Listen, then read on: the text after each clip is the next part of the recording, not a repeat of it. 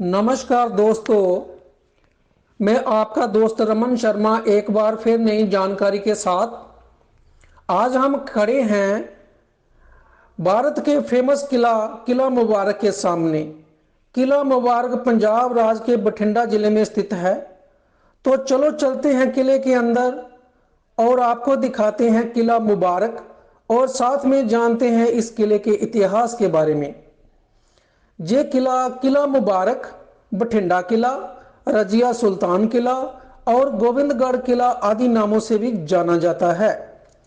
इस किले का भारत के इतिहास में विशेष स्थान है, इसलिए इस किले को राष्ट्रीय स्मारकों में स्थान दिया गया है।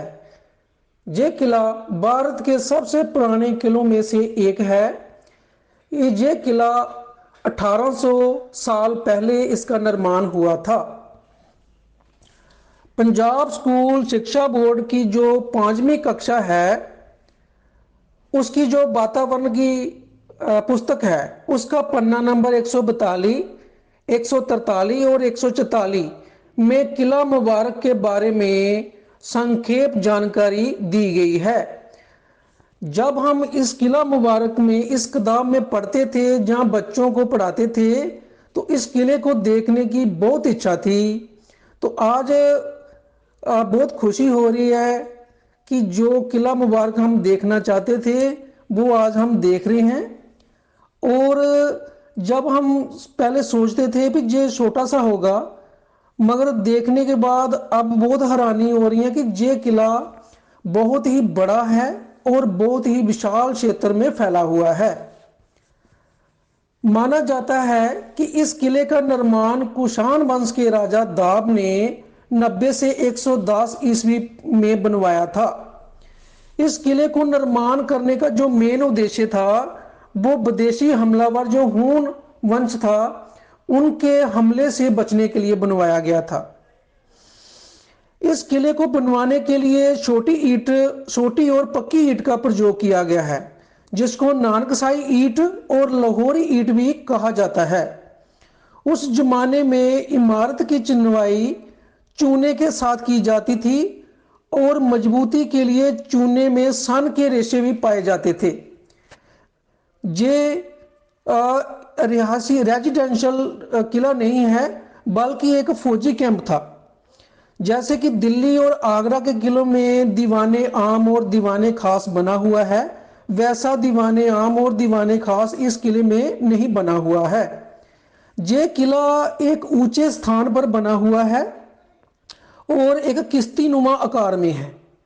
इसका क्षेत्रफल लगभग 14.5 एकड़ में फैला हुआ है। इस किले में जब ये किला बना था 32 छोटे और 4 बड़े बुर्ज थे जो समय बीतने के बाद नष्ट होते चले गए। किले की दीवारें बहुत मजबूत हैं और बहुत ही जानदार बनी हुई हैं। इस दीवारों की चौड़ाई 16 मीटर और ऊंचाई 3 मीटर है।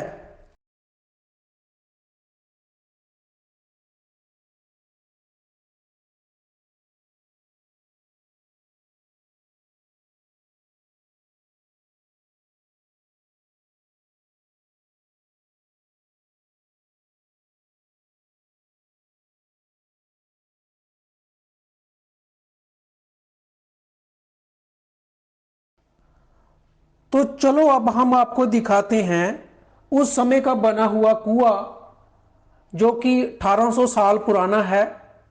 और ये कुआं उस समय पानी का मुख्य स्रोत था।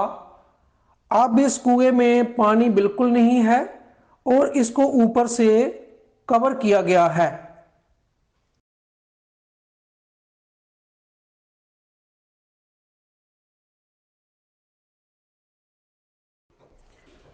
ये किला दिल्ली और मुल्तान के सेंटर में था।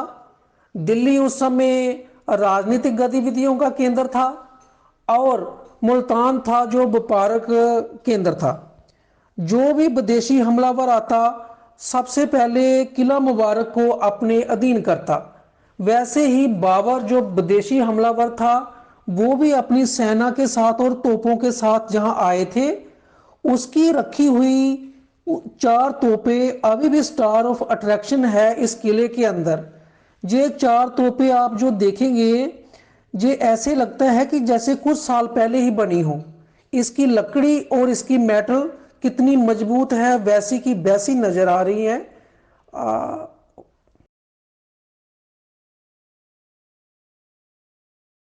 बठिंडा का किला उस समय भी सुर्खियों में आया जब 13वीं शताब्दी में दिल्ली की पहली फीमेल शासक रजिया सुल्तान को बंदी बनाकर इस किले में कैद किया गया।